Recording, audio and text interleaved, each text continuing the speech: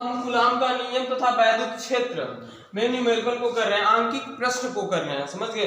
इससे रिलेटेड जितने भी आंकिक प्रश्न होंगे बारी बारी से हम करेंगे। जैसे ये मित्तल की बुक है, एनसीईआरटी की बुक है, उसमें से कुछ क्वेश्चन मैंने 4 चूज किया, उसको हल कर लेते, फिर इसके बाद चूज करेंगे। पहले कूलाम का नियम तथा वैद्युत क्षेत्र में जितने फार्मूले यूज हुए हैं ना, उसको मैं ब्रीफली बता देता हूं कि कौन कौन से यूज हुए हैं। तो पहला मैंने फार्मूला आवेश के बारे में बताया था, कूलाम का नियम। दो बिंदु आवेशों के बीच लगने वाला बल, दो बिंदु आवेशों के बीच लगने वाला बल होता है 1/4 पाई एप्सिलॉन 0 Q1 Q2 अपान R स्क्वायर। ये तुम्हारा पहला फार्मूला था, दो बिंदु आवेशों के बीच लगने वाला बल Q1 Q2 अपान R स्क्वायर, समझ गए।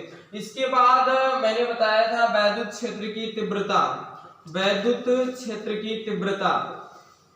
वैद्युत क्षेत्र की तीव्रता का फार्मूला क्या होता है? वैद्युत क्षेत्र की तीव्रता का फार्मूला होता है E बराबर F बटा Q0, E बराबर F बटा Q0। इसमें आगे था किसी बिंदु आवेश के कारण, किसी बिंदु आवेश के कारण वैद्युत क्षेत्र की तीव्रता, किसी बिंदु आवेश के कारण वैद्युत क्षेत्र की तीव्रता, वैद्युत क्षेत्र की तीव्रता। तो बिंदु आवेश के कारण वैद्युत क्षेत्र की तीव्रता अगर देखा जाए तो E बराबर होता है 1/4 पाई एप्सिलॉन 0 Q बटा R स्क्वायर। ये बिंदु आवेश के कारण वैद्युत क्षेत्र की तीव्रता का फार्मूला है। इसके बाद मैंने बताया था वैद्युत द्विध्रुव, समझ गए। वैद्युत द्विध्रुव किसे कहते हैं? तो जब दो आवेशों को हम अल्पतम दूरी पर रखकर, विपरीत प्रकार के आवेश होंगे और परिमाण में समान होंगे, अल्पतम दूरी पर रखते हैं, जिस निकाय की रचना होती है उसे वैद्युत द्विध्रुव कहते हैं। वैद्युत द्विध्रुव का आघूर्ण, वैद्युत द्विध्रुव, वैद्युत द्विध्रुव का आघूर्ण, वैद्युत द्विध्रुव का आघूर्ण क्या होता है? P बराबर 2QL। परिभाषा होती है इसकी कि दोनों आवेशों में से कोई एक आवेश गुणे उनके बीच की दूरी। ये वैद्युत द्विध्रुव का आघूर्ण हो गया। अब एक और फार्मूला मैंने लास्ट में पढ़ाया था, वैद्युत द्विध्रुव का बल आघूर्ण, वैद्युत द्विध्रुव का बल आघूर्ण, वैद्युत द्विध्रुव का बल आघूर्ण। वैद्युत द्विध्रुव के बल आघूर्ण को हम टाउ से प्रदर्शित करते हैं और टाउ बराबर होता है Pe sin थीटा। वैद्युत द्विध्रुव के बल आघूर्ण को हम टाउ से प्रदर्शित करते हैं और टाउ बराबर होता है Pe sin थीटा। P क्या है? तो द्विध्रुव का आघूर्ण है। E क्या है? वैद्युत क्षेत्र की तीव्रता है। थीटा क्या है? तो तुम्हारा विद्युत क्षेत्र और ये बल दोनों के बीच का कोण है, समझ गए। तो जो बल लग रहा है, तो ये सारे फार्मूले थे। दो फार्मूले और बताया था मैंने, अच्छी स्थिति और निरक्षीय स्थिति में, समझ गए। तो अच्छी स्थिति में क्या था जी फार्मूला? E बराबर, अच्छी स्थिति में याद है किसी को? अच्छी स्थिति में,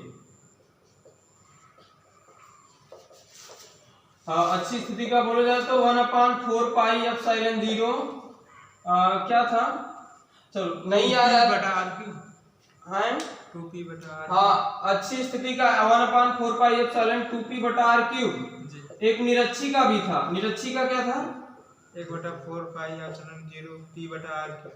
हाँ, 1/4 पाई एप्सिलॉन 0 P बटा R क्यूब, ये था।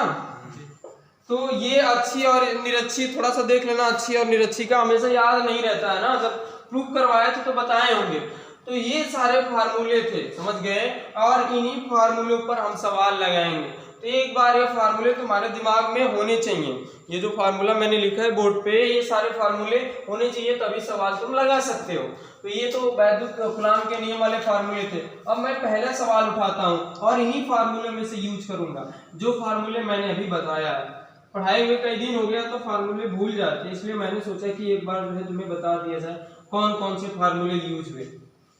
फिजिक्स का सवाल लगाते समय सबसे पहले हम लिखते हैं इसमें क्या क्या दिया है। दो गोलों पर आवेश दिया है क्रमशः Q1 बराबर क्या दिया है? 0.4 माइक्रोकूलम। Q1 बराबर दिया है 0.4 माइक्रोकूलम। 1 माइक्रोकूलम में कितना कूलम होता है? 10 के पावर माइनस 6। तो Q1 बराबर 0.4 माइक्रोकूलम। ये माइक्रोकूलम हो गया, ऐसे बोल दिए तो माइक्रोकूलम हो गया। Q1 बराबर, इसको हम बदल देते 0.4 गुणे 10 के घात माइनस 6 कूलम। यहाँ पे लिख देना 1 माइक्रोकूलाम बराबर 10 की घात -6 कूलाम। ये फार्मूला है, समझ गए। तो इसी तरह Q2 बराबर करोगे तो -0.8, तो इसको भी गुणे 10 की घात -6 कूलाम। ये हो गया Q1 Q2। और इस पे बल दिया है, बल का मान क्या दिया है? बल का मान दिया है 0.2 न्यूटन, समझ गए। बल का मान दिया है 0.2 न्यूटन। यहाँ पे लिखेंगे कूलाम के नियम से, क्या लिखेंगे? कूलाम के नियम से। कूलाम का नियम क्या कहता है? F बराबर 1/4 पाई एप्सिलॉन0 Q1 Q2 अपान r²। तो चलो F का मान दे दिया है तो हम F का मान यहीं पे रख लेते हैं 0.2। इसका मान 9 गुणे 10 की घात 9 होता है। और Q1 Q2 जो Q1 का मान है 0.4 गुणे 10 की घात -6, 0.8 यहाँ पे माइनस दिया है, माइनस हम रख लेते हैं। माइनस तो 0.8 गुणे 10 की घात -6। तो आगे अपान r²। r का मान हमें बताना है, r इधर कर दो। r² बराबर हो जाएगा ये 9 चौका 36 हो जाएगा। और 36 में 8 का गुणा करोगे तो माइनस में आएगा। ये माइनस वैसे लिया नहीं जाता, माइनस चिन्ह को दर्शा रहा है कि ये आकर्षण कूलाम का नियम तो हमेशा माइनस ही होगा। जब जब तुम कूलाम का नियम लगाओगे तो माइनस में ही तो आएगा। कभी भी कूलाम का नियम लगाओगे तो एक ठो प्लस एक ठो माइनस रहेगा। हाँ, कभी कभी प्लस भी हो सकता है क्योंकि प्रतिकर्षण बल भी लगता है, समझ गए। अगर दोनों प्लस रहेगा तब भी कूलाम का नियम लागू होगा, आकर्षण अथवा प्रतिकर्षण। चलो माइनस लिख लेते हैं। तो 9 चौका 36 और 36 में 8 का गुणा करोगे क्या आएगा? 9 चौका 36 और 8 का गुणा करोगे 8 से 48 को 8 और 8 3 के 24, 24 4 कितना हो जाएगा? 28। 2 अंक पे दशमलव, 2.88 आ जाएगा क्या? गुणा कर लेना एक बार, देखो यही आ रहा है, एक बार कंफर्म कर लो। सही है। ये देखो 6 6 12, 12 में से 9 जाएगा, कितना बच जाएगा? 3। तो गुणे 10 के घात -3 अपान 0.2। r² बराबर, इसमें से देखो 2 अंक पे दशमलव, 1 अंक पे दशमलव। हाँ, तो क्या कर रहे हैं हम? इसमें गुणा करके दशमलव को खत्म कर दे रहे हैं, यानी कि 100 का हमें गुणा करना पड़ेगा ना, 100 का। हाँ, कट भी जाएगा लेकिन 2 अंक पे दशमलव है तो ये 2 अंक पे है, 1 अंक पे है। हाँ, तो इधर उधर थोड़ा करना पड़ता है ना, इसलिए तुम पहले उसको दशमलव को खत्म ही कर लो। तुम क्या करोगे? 1 अंक पे दशमलव, यहाँ पे 2 अंक पे कटा के बस 1.22 लिख देते हो, लेकिन वो सही नहीं, क्योंकि वहाँ पे 2 अंक है, यहाँ पे 1 अंक पे दशमलव है। तो दशमलव हटा के कटाओ, कभी गलती होने का चांस नहीं रहेगा। अगर सेम स्थान पे तो कटा दो, 1 अंक पे 1 अंक पे है तो। चलो, तो 100 का गुणा करोगे तो -288 गुणे 10 की घात -3 अपान में ये क्या हो जाएगा? 20। तो है तो 10 तो ऊपर चला जाएगा, 2 बचेगा, 2 से कटा दो। r² बराबर 144 हो जाएगा।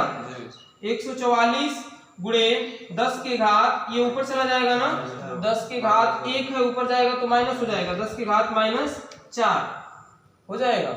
अब इसको हम क्या लिख ले रहे हैं? r² बराबर -144 और गुणे इसको लिख लेते हैं 10 के घात -2 पूरे के घात 2। सही है।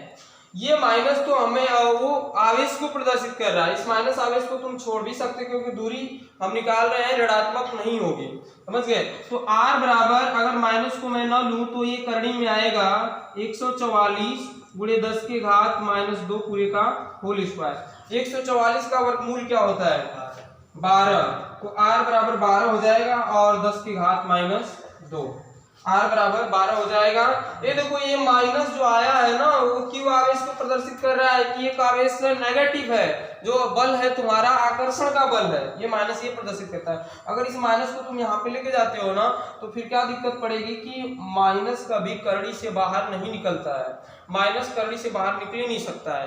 माइनस करड़ी में 1 अगर होता है ना, माइनस होता है तो इसको आई बोलते हैं, समिश्र संख्या पढ़ते हुए इसी को लेके।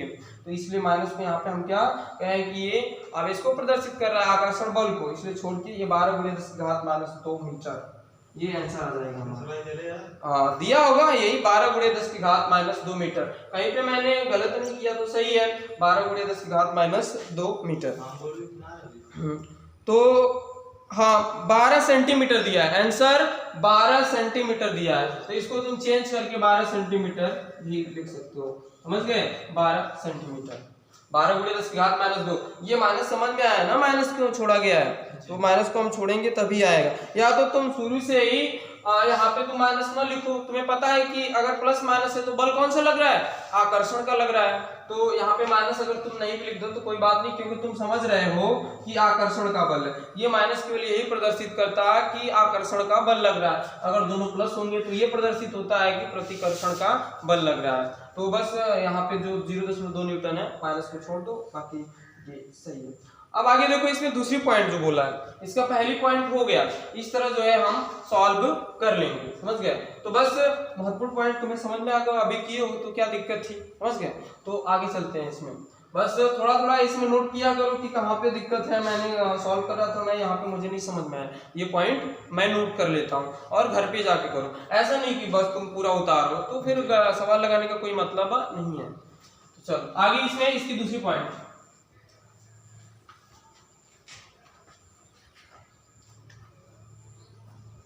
इसकी दूसरी पॉइंट क्या है, द्वितीय गोले पर प्रथम गोले के कारण लगने वाला बल। ये देखो, हमने मान लिया कि हमारा पहला गोला है और हमने मान लिया कि हमारा दूसरा गोला है, तो कह रहा है इसके बीच जो बल लग रहा है वो बल है 0.2 न्यूटन का। समझ गए, तो द्वितीय गोले पर प्रथम गोले के कारण लगने वाला बल। एक चीज तुम ध्यान रखना कि दो गोलों के बीच में, समझ गए, और ये दोनों गोले आपस में आकर्षण बल द्वारा बंधे हैं, और इसमें ये गोला जितना इस पर बल आरोपित करता है उतना ही ये भी इस पर आरोपित करता है। न्यूटन का गति विषयक द्वितीय नियम पढ़ाया जाता, तृतीय नियम क्रिया प्रतिक्रिया का नियम, कि अगर तुम किसी वस्तु के विपरीत में, अगर वस्तु के सापेक्ष क्रिया करते हो तो विपरीत में भी प्रतिक्रिया होती है। जैसे अगर हम पृथ्वी पे चल रहे हैं तो पीछे धक्का दे रहे हैं तो हम आगे जा रहे हैं। समझ गए, ये प्रतिक्रिया का नियम है। उसी तरह मतलब जितना तुम पीछे धक्का दिए उतना आगे गए, यानी कि ये जितना बल इस पे लगाएगा उतना ही ये इस पे भी लगाएगा। समझ गए, तो जो क्वेश्चन था तुम्हारा, द्वितीय गोले पर प्रथम गोले के कारण लगने वाला बल, द्वितीय गोले के कारण प्रथम गोले पर लगने वाला बल बराबर 0.2 न्यूटन। और ये कैसे, तो न्यूटन के क्रिया प्रतिक्रिया नियम से भी कर सकते हो। क्रिया प्रतिक्रिया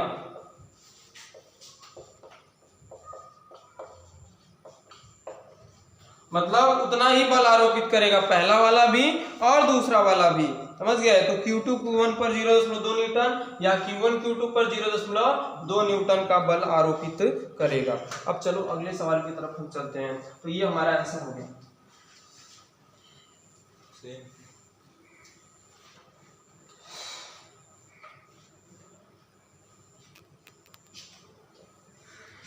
देखो आगे वाला सवाल कह रहा है, दो गोलों के कारण आवेश क्रमशः इतना और इतना है, जिन्हें अब देखो दोनों प्लस है तो बल कौन सा है जी, प्रतिकर्षण का बल है।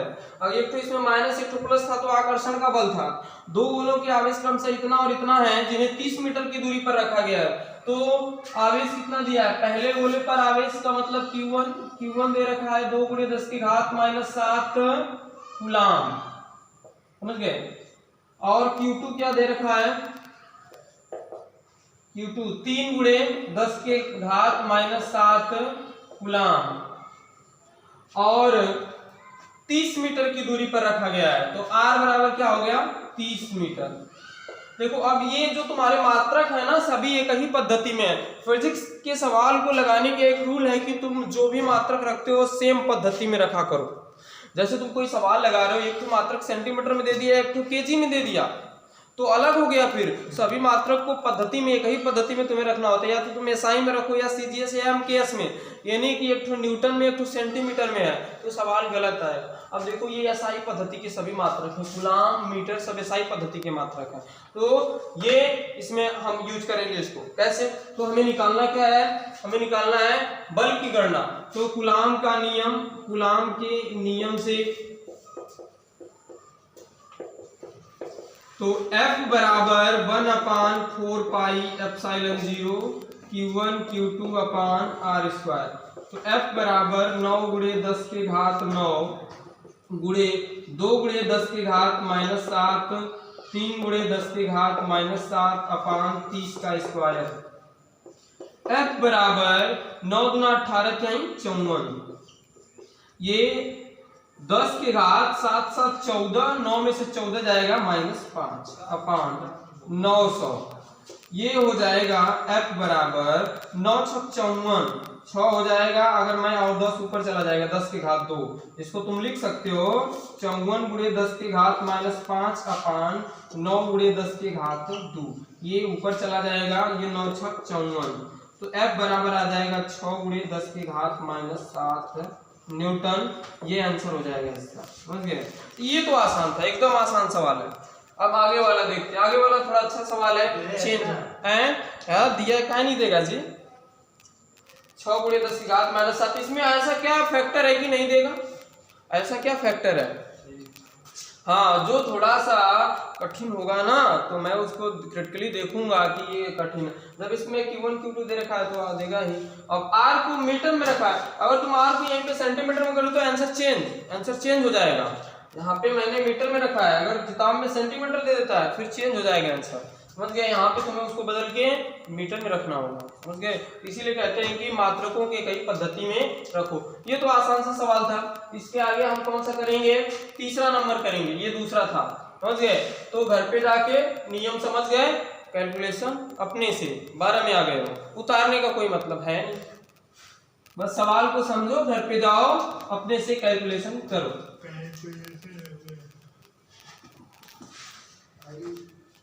तीसरा देखो, तीसरा अच्छा सवाल है।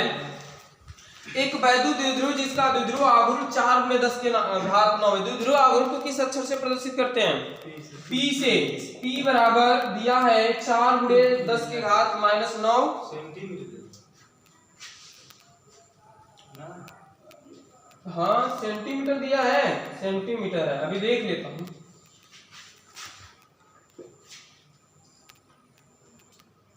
P बराबर क्या होता है, 2QL होता है। P बराबर होता है 2QL, तो कूलाम मीटर देना चाहिए। P का मात्रक क्या होगा, कूलाम मीटर ना होगा। द्विध्रुव, एक वैद्युत द्विध्रुव जिसका द्विध्रुव आघूर्ण 4 गुणे 10 के घात -9 सेंटीमीटर, इसको कूलाम मीटर देना चाहिए। कूलाम मीटर रहेगा तभी तो सही होगा, क्योंकि वैद्युत द्विध्रुव का आघूर्ण का जो, फिर तो गलत हो जाएगा ना।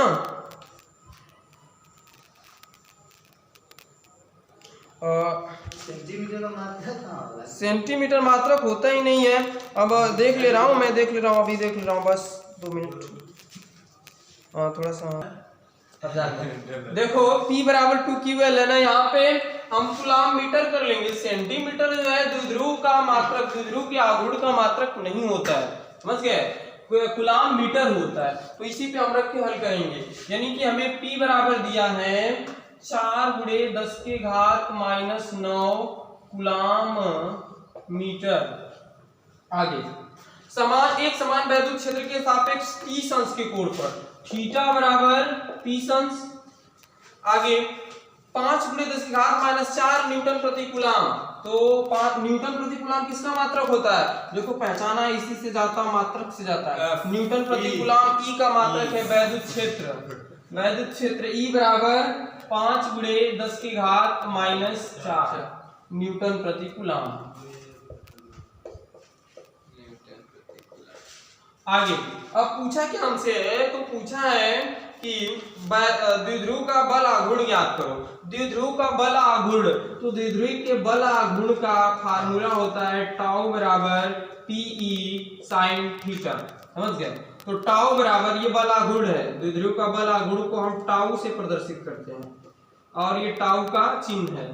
टाउ बराबर पी, तो 4 गुणे 10 की घात माइनस 9 ई 5 गुणे 10 की घात माइनस 4 गुणे 30 अंश तो साइन 30 अंश। ये हो जाएगा 5 चौका 20 गुणे 10 की घात 9 4 13 गुणे साइन 30 अंश का मान 10 हो जाएगा, यानी कि 10 गुणे 10 की घात माइनस 13, यानी कि 10 गुणे 10 की घात माइनस 12 क्या आ जाएगा। और टाउ का मात्रक क्या हो जाएगा जी? टाउ का मात्रक हो जाएगा, देखो पी का मात्रक क्या अभी बोले, कूलाम मीटर, पी का मात्रक है।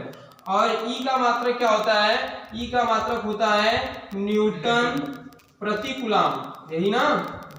ई का मात्रक न्यूटन प्रति कूलाम, कूलाम से कूलाम कट जाएगा, यानी 10 की घात माइनस 12 न्यूटन मीटर। इसका मात्रक क्या हो जाएगा? Newton metre.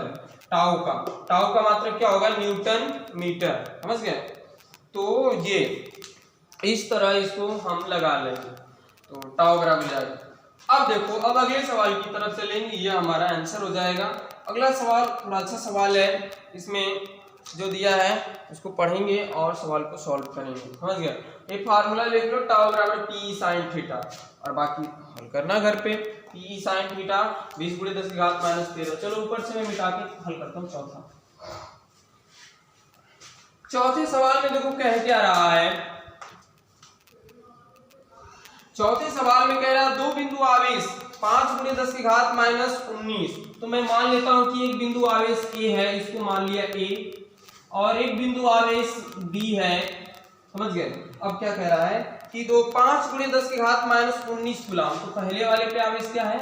5 गुणे 10 की घात माइनस 19, और दूसरे वाले पे 10 गुणे 10 की घात माइनस 19 कूलाम। 10 गुणे 10 की घात माइनस 19 है। बीच में इसका मध्य बिंदु कोई ओ है। 1 मीटर की दूरी पर स्थित है, दोनों 1 मीटर की, तो दोनों के बीच की दूरी 1 मीटर। 1 मीटर की दूरी पर दोनों आवेशों को जोड़ने वाली रेखा की किस बिंदु पर, दोनों आवेशों को जोड़ने वाली रेखा अर्थात ये दोनों किस बिंदु पर वैद्युत क्षेत्र की तीव्रता शून्य होगी। समझ गए? तो किस बिंदु पर वैद्युत क्षेत्र की तीव्रता शून्य होगी, ये हमें बताना है। समझ गए? तो वैद्युत क्षेत्र की तीव्रता का मतलब ई बराबर, तो हमने मान लिया कि यहां से x मीटर की दूरी पर, यहां पे मान लिया वैद्युत क्षेत्र की तीव्रता शून्य होगी x दूरी पर। अगर इसको तुमने x मान लिया, x दूरी पर मैंने मान लिया कि इस आवेश से x मीटर की दूरी पर वैद्युत क्षेत्र की तीव्रता शून्य होगी। ये पूरा एक है, ये x है, तो ये क्या हो जाएगा? 1 माइनस x हो जाएगा। क्यों जी? 1 माइनस x हो जाएगा ना। अब देखो फार्मूला लगाएंगे, हमें किसका वैल्यू निकालना है? हमें x की वैल्यू निकालना है। अभी माना है ना, अभी माना है, माना क्या माना है? माना आवेश 5 गुणे 10 की घात माइनस 19 से x मीटर की दूरी पर वैद्युत क्षेत्र की तीव्रता शून्य होगी, शून्य होगी। तो अब यहाँ पे देखो, हम प्रथम आवेश के कारण वैद्युत क्षेत्र की तीव्रता निकालेंगे, द्वितीय आवेश के कारण वैद्युत क्षेत्र की तीव्रता निकालेंगे। चूंकि ये दोनों वैद्युत क्षेत्र की तीव्रताएं बराबर होंगी, क्योंकि यहाँ पे जो परिणामी वैद्युत क्षेत्र की तीव्रता है वो शून्य, अर्थात E1 माइनस E2 बराबर 0 है। तो E1 बराबर E2 कर देंगे और वहां से x का मान निकालेंगे। तो लिखेंगे आवेश 5 गुणे 10 की घात माइनस 19 के कारण बिंदु O पर वैद्युत क्षेत्र की तीव्रता, वैद्युत क्षेत्र की तीव्रता क्या हो जाएगी जी? E1 इसको मान लेते हैं, E1 बराबर 1/4 पाई एप्सिलॉन 0। ये बिंदु आवेश के कारण वैद्युत क्षेत्र की तीव्रता, और बिंदु आवेश के कारण वैद्युत क्षेत्र की तीव्रता का फार्मूला E बराबर 1/4 पाई एप्सिलॉन 0 Q बटा R²। Q का मान क्या है? 5 गुणे 10 की घात माइनस 19 हो गया बटा R²। R का मान क्या है? यहाँ से यहाँ तो एक्स स्क्वायर।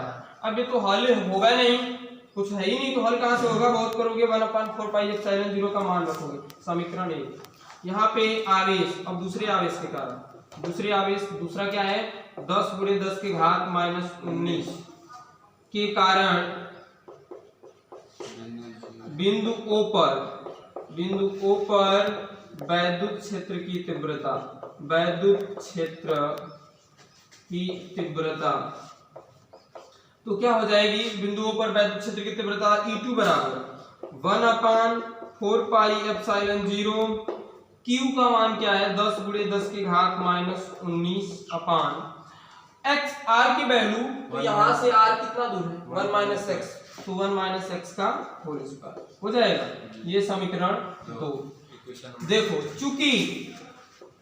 चूंकि बिंदु O पर परिणामी वैद्युत क्षेत्र की तीव्रता क्या है? परिणामी वैद्युत क्षेत्र की तीव्रता, वैद्युत क्षेत्र की तीव्रता क्या है? बोलो। तीव्रता 0 है, पहले यही माना है ना, 0 है। बिंदु O पर परिणामी वैद्युत क्षेत्र की तीव्रता 0 है, सवाल में दिया है, तो ये दोनों ऊपर ही तो निकाले हो, अर्थात E1 - E2 बराबर 0। ऐसे परिणामी वैद्युत क्षेत्र की तीव्रता बराबर 0, यानी कि E1 बराबर E2। समझ गए? E1 की जगह पे E1 का मान, ये देखो समझ में आया कि नहीं कैसे 0 हो गया? क्योंकि इस बिंदु पर वैद्युत क्षेत्र की तीव्रता 0 है, तो परिणामी वैद्युत क्षेत्र की तीव्रता निकालते हो तो एक में से दूसरे को घटाते हो, यानी कि E1 बराबर E2 हो जाएगा। 0 है तो दोनों बराबर हो जाएंगे। अब E1 का मान जो निकाले हो रख दो, 1/4πε0 5 × 10⁻⁻19 अपान x स्क्वायर बराबर E2 का मान 1/4πε0 10 × 10⁻⁻19 अपान 1 - x का होल स्क्वायर। 1/4πε0 से 1/4πε0 कट जाएगा, 10⁻19 से 10⁻19 कट जाएगा, 5 से कटा दो, 5 × 10 बच जाएगा, यानी कि इधर बचा क्या? 1/x² केवल बचा। अगर मैं इसको लिखूं, यहाँ पे लिखूं, तो इधर से बचेगा 1/x², और इधर से बचेगा 2/, इधर 2 बचा ना, केवल सब कट गया है, 2/1 - x का होल स्क्वायर। तिरिये गुणा कर दो, तिरिये गुणा कर दोगे तो 1 - x का होल स्क्वायर बराबर 2x। 1 - x बराबर करोगे तो ये आ जाएगा करड़ी में 2x² आ जाएगा ना। अगर इसको और आगे बढ़ाएं हम तो 1 - x बराबर हो जाएगा तुम्हारा x करड़ी में 2 हो जाएगा। हमें देखो x की वैल्यू चाहिए, तो x को एक तरफ कर दो, यानी कि उसको हम उधर ले जा रहे हैं, तो हो जाएगा x + x करड़ी में 2। इसमें से x कॉमन कर लो तो आ जाएगा 1 + करड़ी में 2, यानी कि x बराबर आ जाएगा 1/1 + करड़ी में 2 मीटर। ये आंसर हो जाएगा। बहुत करोगे तो परमीकरण कर दोगे, परमीकरण करने के बाद जो है 1 - करड़ी में 2, 1 - 2 - 1 हो जाएगा। इस चीज का ये जो x बराबर आया है ना, ये फुल आ रहा है कि नहीं? नीचे तक वीडियो में ये फुल आ रहा है, नीचे तक आ रहा है ना। ठीक, x बराबर 1/1 + √2। इसका अगर तुम परमीकरण कर दोगे तो और छोटा हो जाएगा। यहाँ पे मैं इसका परमीकरण कर दूं तो x बराबर क्या है जी? 1/1 + √2, यही आंसर है। और इसको क्या करेंगे हम? परमीकरण कर रहे हैं 1 - √2, तो यहाँ पे भी हो जाएगा 1 - √2, तो x बराबर हो जाएगा 1 - √2 अपान में a का स्क्वायर 1 और √2 का स्क्वायर 2, यानी कि x बराबर आ जाएगा, 1 में से 2 जाएगा -1, यानी कि -1 - √2। ये फाइनल आंसर हो जाएगा। ये भी आंसर है और परमीकरण कर दिए तो ये आंसर है। समझ गए? तो इस तरह हम लगा लेंगे। इस सवाल को अच्छे से नोट कर लो, थोड़ा अच्छा सवाल है। इसके बाद 4 क्वेश्चन हम और लेते हैं और हल करते हैं। इसको स्टॉप कर दो।